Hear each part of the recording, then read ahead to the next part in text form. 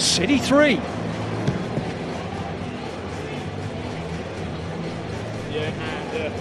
Well, let's go back to the studio. We can get the thoughts of Kit, of Andy, and of course, our very own Natalie. Welcome back to Matchday Live. So it is Fulham 1, Manchester City 3 at half-time, and a huge congratulations to Erling Haaland, who has joined the Premier League 100 club, and he is the fastest player to ever reach 100 goals in the Premier League. You can see there the graphics been ready for 3 games, and we get to use it today. So huge congratulations to Erling Haaland. 100 goals in the Premier League. A goal today for him, and also an assist for him as well. A goal for Tijjani, Reijnders, and Phil Foden with an absolute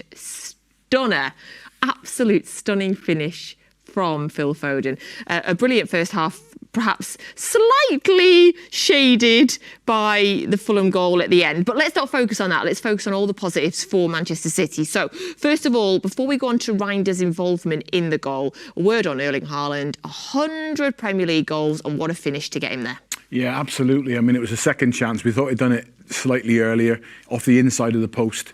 But again, he created that with his movement and his skill. And then we know that snapshots off in the box, he's one of the best I've ever seen. Do you know, he meets the force and he knows how to catch it. You know, you meet too much force with too much force, it's in the stand, but somehow he manages to just caress it enough to always, and the keeper can't even react. It's that good, the timing. It was so close to him, Leno, but the power. Yeah. And it's a timing kit, isn't it? The timing of the impact of the ball is so pure and so good.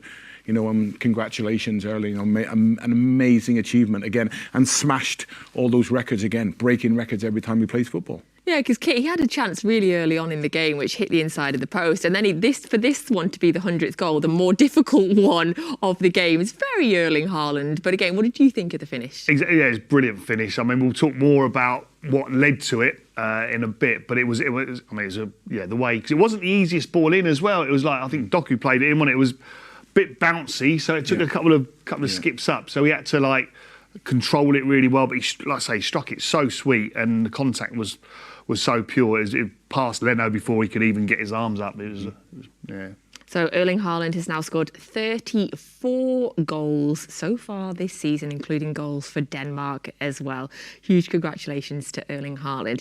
And I also would like to extend my congratulations to Andy Morrison and to Kit Symons, who in our pre-match show perfectly predicted what happened today with Tijjani Reijnders. So let's talk about that, because the ball, history, statistics are going to show an assist for Doku and a goal for Erling Haaland. But let's talk about Tijjani Reijnders' involvement in that goal. And in terms of what you said pre-match, Andy, about his need, his quick runs forward, pulling defenders, it is exactly what we saw. Yeah, and everything that me and Kit spoke about, and we asked for, you know, from Reijnders, and we were looking at the team, what could he, Cherokee, whatever, and we spoke about what he actually brings, that, you know, the stats don't show in the data. We've got XGs and we've got all this stuff nowadays, but to actually know how you impact and stretch the opposition, and we spoke about that, and brilliantly in the in the first half, everything that we saw really come to fruition. What we spoke about before, it doesn't always happen like that, but it was the perfect half in that sense. Him making runs into the box, him catching the eye of defenders. You know, you were asking how we can get Haaland space, and we spoke about trying to get across Bassey's eye so that he gets attracted to the ball. Then that leaves one-on-ones, and then with his movement, and it was, you know, it's so clever, and then obviously, he just the icing on the cake with the finish as well, by running in behind, and Haaland did so well in that, you know, with his strength to actually set the goal up. Talk to me about Reijnders then, in terms of when he makes the move forward, Kit. What's happening on the pitch? What is that doing to the defenders that's giving Erling Haaland a bit more space? Yeah, so the ball's out on the left-hand side with Jeremy Doku. Anderson, the right side centre-half, has gone over a little bit. So then Bassey's with Haaland in the middle of the pitch, basically. So they're sort of quite happy at the moment, Fulham. And then Sessegnon is at a left-back position. But then he makes his run, Reijnders, off the back of Berg, I think. And he times it so well. So as he comes into that space now, he drags Bassey over. Bassey's got to come and affect him. So Bassey comes over, and then Haaland is just inside then Sessegnon. So he's sort of free because he's made that run, Reijnders. If Reijnders doesn't make that run, Bassey hasn't got to go, and Bassey's staying there with Erling Haaland. He won't get that space to get the shot away. But because he makes that run, drags the man over, Sessegnon can't get in quite quick enough, and Haaland with a brilliant finish. Lovely team effort there. Little help from his friends there for Erling Haaland, but a sensational finish for him to get his 100 Premier League goals.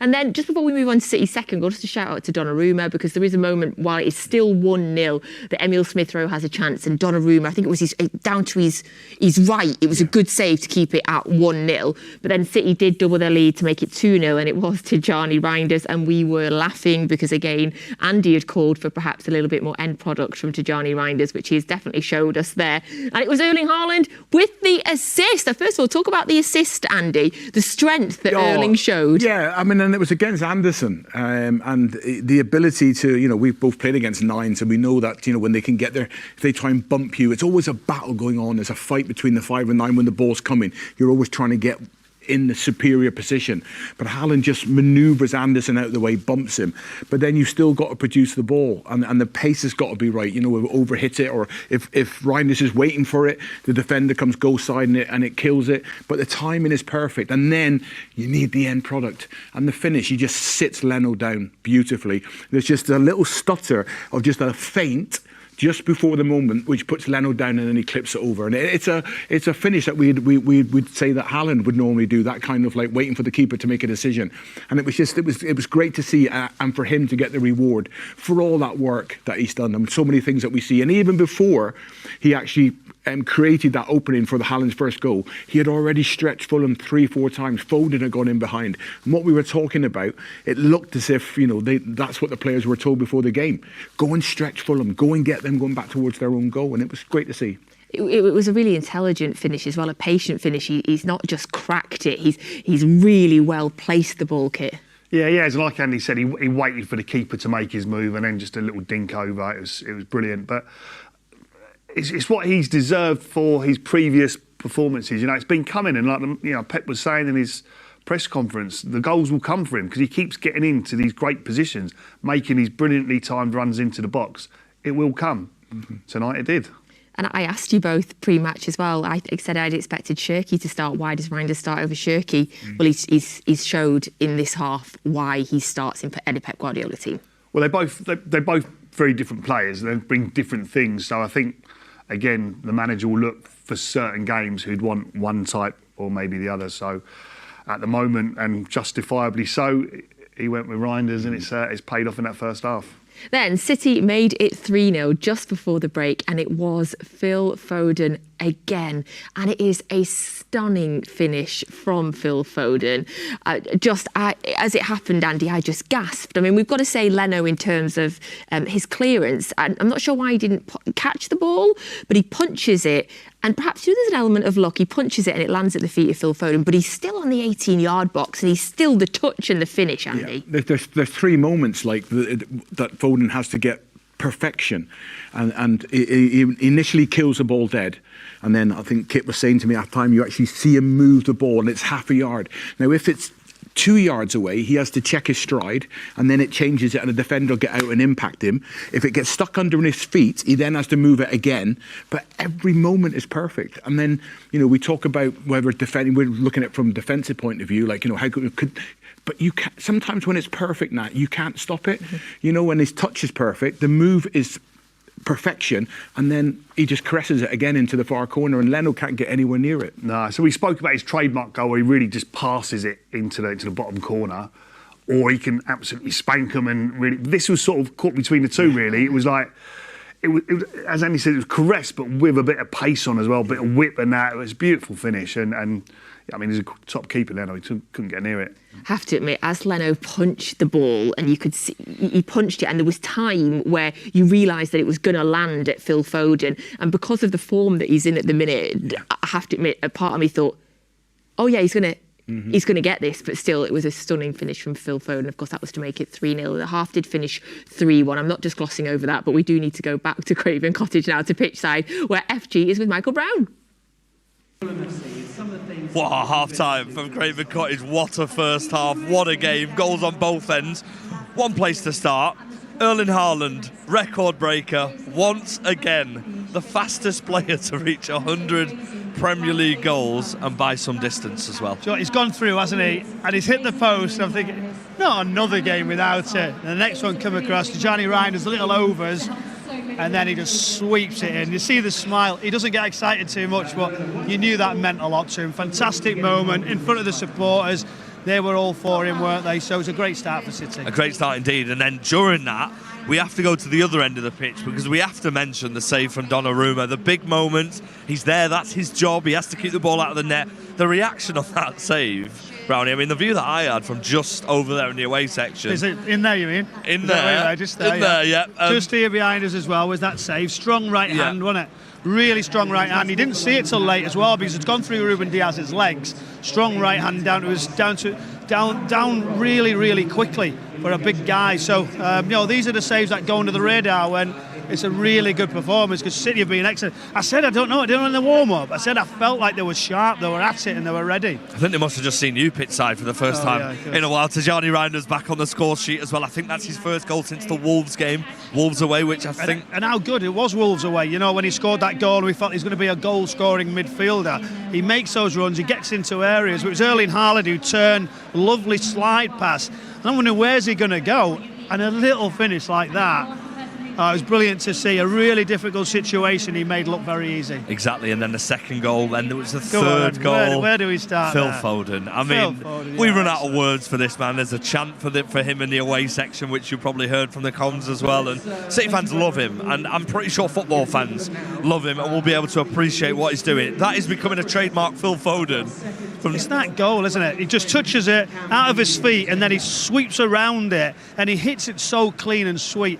But that's not just a part. That game was the one that everyone had to talk about. But there was two moments. He started off in the game, dropping into this area here, just in front of the penalty box, started linking.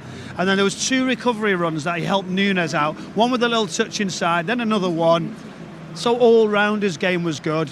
And it's not just that finish. That finish was outrageous. I was laughing in commentary. I was like, I started laughing. I was like, come on, I'll let Ali finish while I was laughing. He honestly just makes it look so easy. Remember, you can listen to this man exclusively live on the City Plus app for the commentary for the second half. Finally, Fulham got a goal back. A really good header, actually, by Smith Rowe. Guided it really well. Donnarumma, both feet planted. 3-1. A little bit annoying to not be going in 3 goals clear, but more of the same in the second half from City. More of the same. Great first half of football. Thoroughly enjoyed it. Yes, that's the one thing for improvement. Smith Rowe, as he just digs it out. But overall, I think the manager and the staff will be delighted coming here. It's a difficult place. So, yeah, what a second half we've got. What a second half. You head up onto the comms. Well done in the first half, and I'm going to head into the away section, and we'll head back to a very happy studio. See you soon. We certainly are. Big thank you there to FG and to Michael Brown. Now, I want to quickly chat about the Fulham goal as well, because, of course, they mentioned it there. It is a really good head by Emile Smith-Rowe. Matheus Nunes looked like he could have had an opportunity to clear it, though, before it got to Smith-Rowe. What did you make? Yeah, he tried to run out with the ball and keep possession.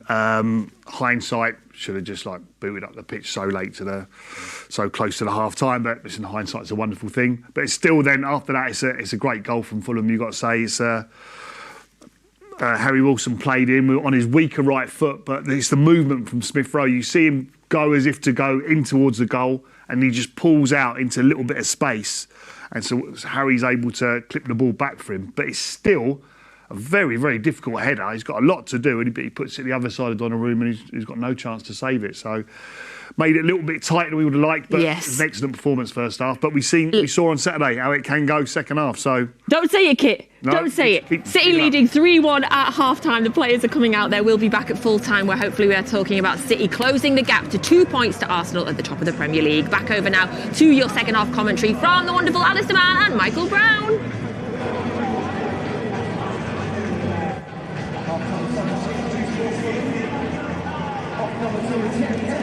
Yeah, thanks, Nat. A couple of substitutions at half-time. Castagna and Chukwueze are both coming on. Sasha Lukic, who had a pretty ordinary first half, has come off. And the other one was Tete. So Tete and Lukic off. Chukwueze